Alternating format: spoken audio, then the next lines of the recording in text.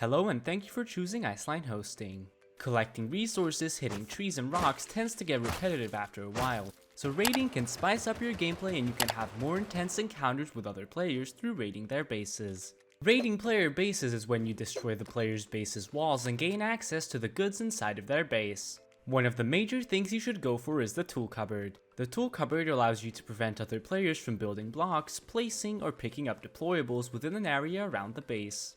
Control of this also means that you will not be targeted by any flame turrets or shotgun traps within the cupboard's radius. When it comes to raiding bases, you also need to come prepared. You should have an inventory full of items that will make your raid as easy as possible. Also make sure to leave space in your inventory for some loot, so only take essential items with you. Here are some of the things that are recommended for raiding. Armor, but even if you don't have any armor for your lower body, having a helmet is the bare minimum you need when going to raid the bases of other players. Firearms, as guns are very important to have with you in your raid as they are the most reliable type of weapons. Melee weapons, as you can run out of firearm ammunition very easily. Make sure you hit flesh with the weapon as hitting armor with melee weapons won't do much damage. Medical supplies, as being able to heal yourself while you are raiding is extremely important because you will almost certainly take damage, and to be able to rebound from that is very important. And explosives, as they allow you to break into bases way more easily than any other method.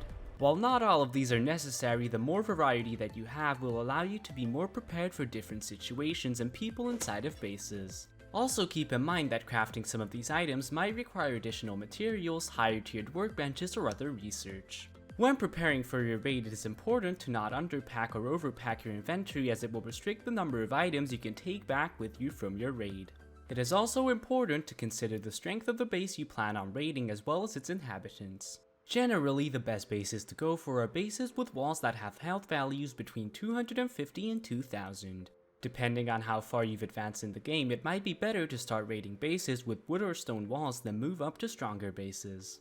Keep in mind that the higher the tier of the walls of the base, the more likely the inhabitants are to be armed with better weapons. It is also important to consider door strength as well as the base walls.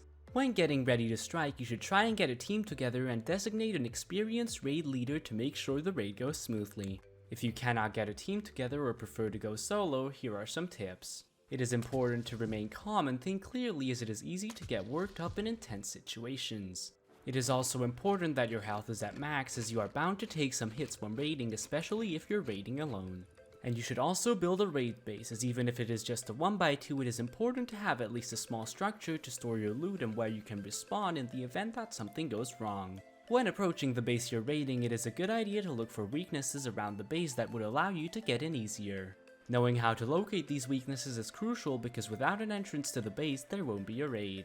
Once you are inside, your first priority should be to get to the tool cupboard in the base, as it allows you to take control of the base's structure and lock others out. When raiding, it is important to be on the lookout for traps, as traps could mean the end of your raid and the loss of your belongings. Some common traps to look out for are auto turrets, which are difficult to go up against, but a few explosives or explosive rounds can take care of them no problem. Shotgun traps are another thing to look out for, as they can easily be the end of you if you don't pay attention. Spikes, as even though they don't do much damage if you just walk up against them, if you fall down onto spikes it could mean a lot of damage or even death. And landmines, which you can easily avoid by watching where you step. Congratulations, you've successfully completed a raid on a base and you are reaping in the goods you've collected from inside. Your next steps should be to heal up to max health if you took damage and to secure the loot you've obtained. So that's all for this tutorial. We hope you found it useful, and once again, thank you for choosing Iceline Hosting.